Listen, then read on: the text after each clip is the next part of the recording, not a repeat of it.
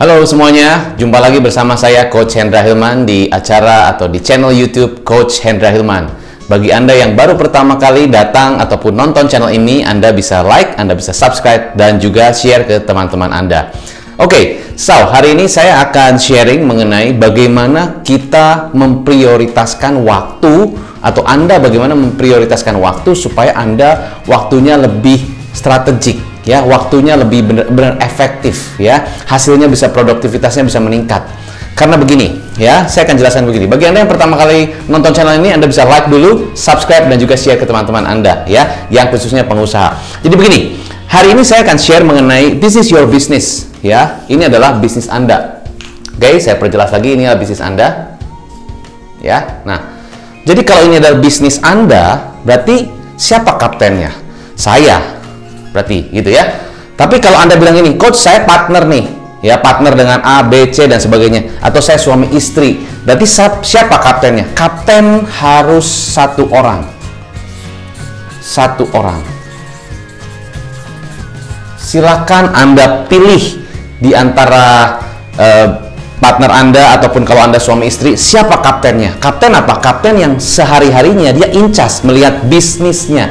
Jadi saya harus lihat nih bisnis saya menuju kemana, jalannya gimana, itu semua mesti saya yang lihat karena saya kapten, ya. Jadi kalau Anda kapten, Anda mesti lihat bisnisnya. Berarti kadang-kadang Anda misalnya kalau anggap ini bisnisnya adalah di dalam kapal, ini misalnya anggap kapal bisnis Anda, begitu di sini Anda kaptennya, ya, gitu kan? Nah, misalnya bisnisnya ABC begitu ya. Nah, Anda harus melihat sekali-kali melihat ke bawah, ke dalam kapal ini, di ruang mesin juga mungkin, atau di ruang-ruang tertentu yang Anda harus lihat. Tapi Anda juga mesti lihat dari atas, dari captain view. Ini bisnis setahun kemudian kemana? Ini setahun kemudian kemana? 5 tahun kemudian kemana? Jadi kita harus punya goal-nya, punya visinya, ya. Visi mungkin 10 tahun dari sekarang, tapi goal mungkin 1 tahun sekarang, 2 tahun dari sekarang, itu namanya goal.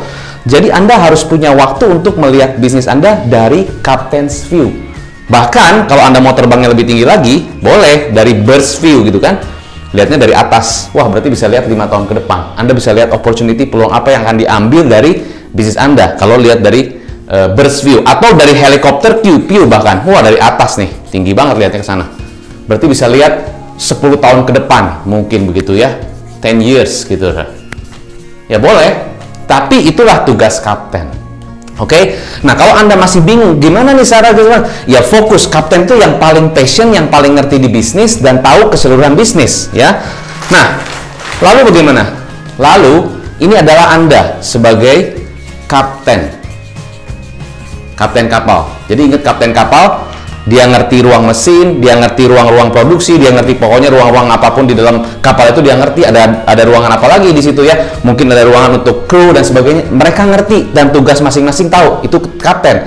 Jadi dia juga mengerti setahun dari sekarang, 2 tahun dari sekarang rencananya mau kemana, dia juga ngerti. Itu tugas kapten. Nah, harusnya di sini ada siapa? Harusnya di sini ada mungkin ada manajer yang membantu kapten. Karena di dalam bisnis ternyata ada 4 hal besar yang harus diketahui. Ini berlaku untuk semua bisnis ya, mau Anda bisnisnya retail, Anda bisnisnya distributor, Anda bisnisnya trading, pokoknya Anda bisnisnya mungkin jual service, jasa, toko, everything ya, apalagi pabrik, jelas lah ya, lebih detail lagi. Tapi intinya saya cuma menyederhanakan saja, sebenarnya bisnis dibagi dari 4 saja. 1 marketing, kedua ya sales, ketiga operational, keempat finance gitu kan, ada manager ya. Dan ini semua timnya, tim gitu. Maksudnya tim apa? Leader-leadernya begitu ya. Jadi kalau saya manage bisnis saya sendiri ya, ini saya sebagai kapten. Lalu sekarang manajernya siapa? Saya punya si coach manager, tapi tetap masih harus saya memastikan, berarti saya masih di sini mungkin ya. Terus mungkin ini leadernya siapa nih, berfungsi nggak nih sebagai leader gitu ya. Oke. Nah, ini marketing. Nah, kebanyakan dari kita, mungkin coach marketing itu seberapa besar sih? Seberapa skupnya sampai di mana? Gitu ya. Terus apa yang harus saya fokuskan di sana? Sebenarnya banyak hal-hal kalau kita mau turunin sini banyak sekali. Tapi Anda mesti lihat jalannya kapal. Balik lagi, kapal Anda nih ya. Ini menuju kemana? Setahun dari sekarang, apa yang mau dicapai? Ya. 2 tahun dari sekarang, apa yang mau dicapai?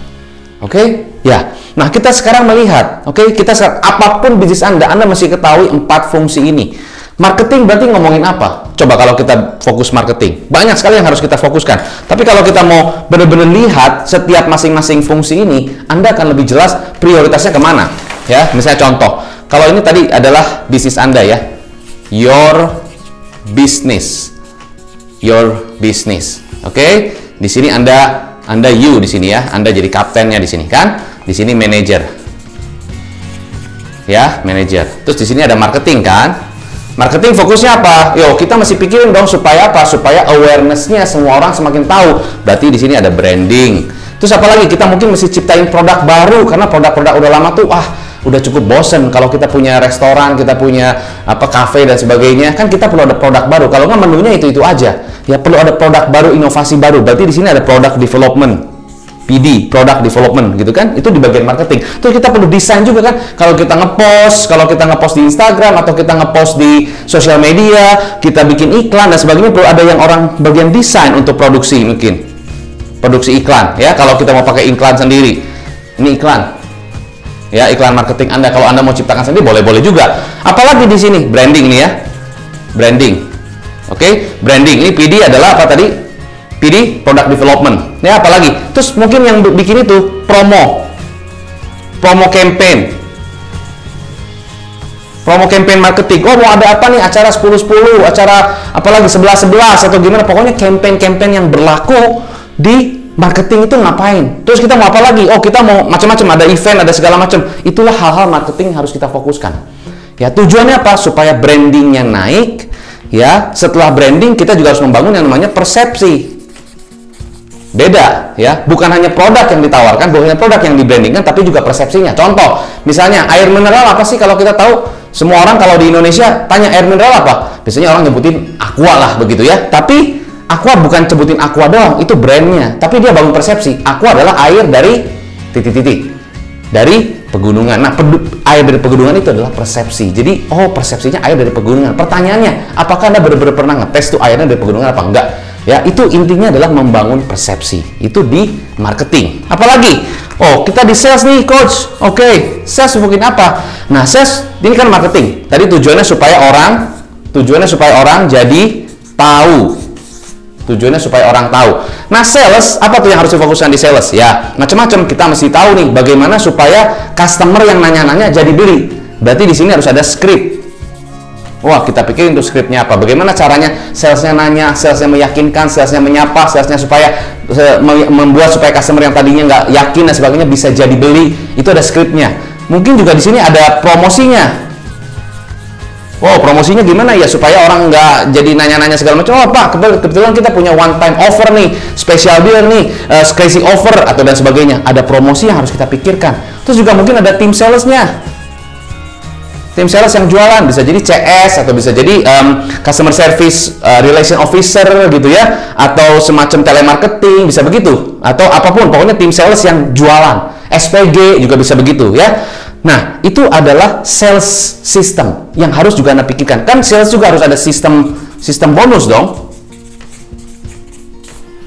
Ya, sistem bonus atau reward system. Reward system yang diberikan kepada tim sales supaya mereka lebih termotivasi, supaya mereka kerjanya lebih kenceng lagi, lebih optimal hasilnya. Harus ada sistem bonusnya, rewardnya dan sebagainya. Reward dan consequence. Saya biasanya tidak menggunakan kata punishment karena kita tidak mempanis seseorang, tapi memberikan konsekuensi jika mereka tidak lakukan ini atau tidak mencapai ini. Konsekuensinya apa? Mungkin misalnya tidak dapat bonus atau mungkin apalah konsekuensi lainnya. Ada fokus kepada grading dan sebagainya misalnya ya. Itu marketing and sales. Jadi bisnis Anda harus tahu marketingnya Anda fokus apa, salesnya Anda fokus di mana, sistemnya Anda sudah buat apa belum. Nah, bayangkan kalau ini semua sistem Anda kerjain sendiri. Jadi Superman seperti gini. Mabok kan? Harus ada timnya yang ngerjain. Makanya tadi kalau gambar saya ini kita baru bicara 2 loh, belum yang lain-lain. Ya, ini harus ada timnya. Kalau nggak mau Anda Superman, ya, ini Superman, ini Anda, ini Anda, ini Anda, ini Anda, ini Anda.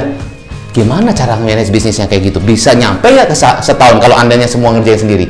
Jadi mau nggak mau tugas kita apa? Selain kita harus tahu masing-masing, saya tidak akan menjabarkan detail semuanya, tapi intinya saya cuma kasih contoh bahwa ini baru salah satu contoh ya detailnya kalau kita betul-betul fokus ke setiap fungsi divisi dari sistem Anda, di bisnis Anda. Nanti kalau kita mau turunin ke operation banyak lagi.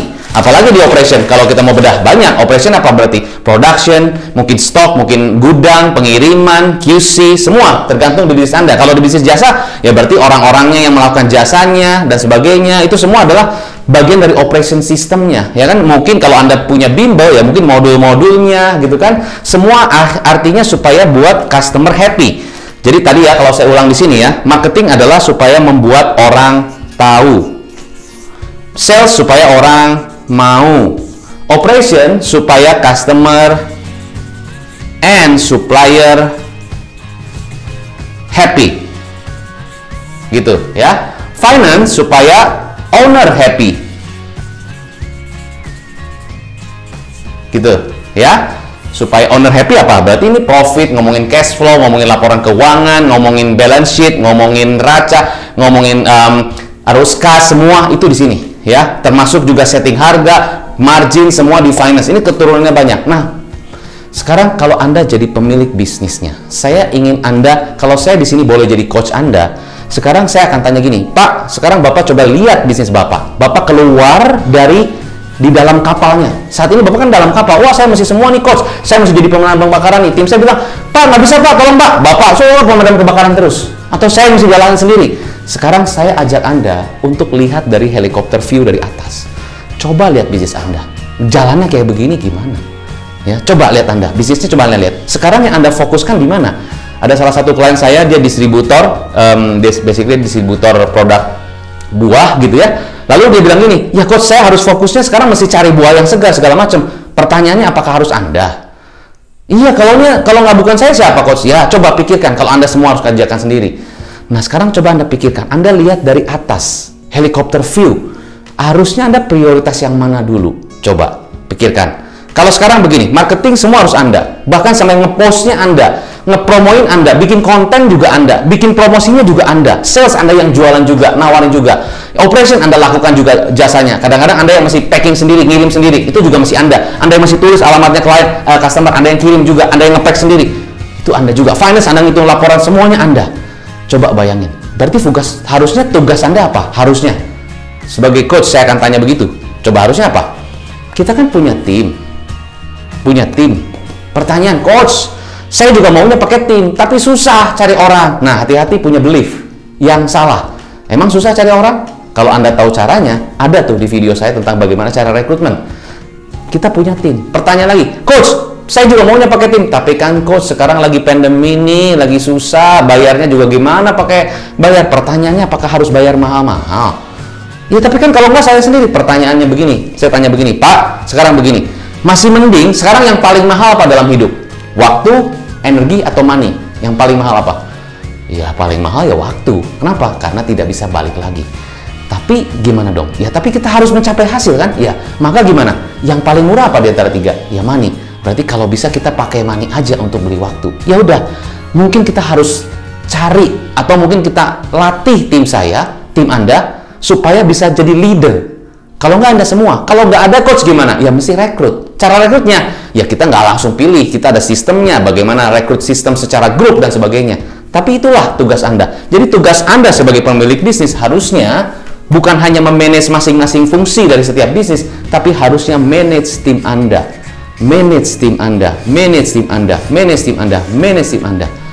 Gimana coach cara manage-nya? Ya bayangkan sekarang gini, bayangkan gini, tim Anda semua dari latar belakang yang berbeda, background yang berbeda, semuanya dari perusahaan-perusahaan lain dan sebagainya, semuanya masuk ke dalam bisnis Anda.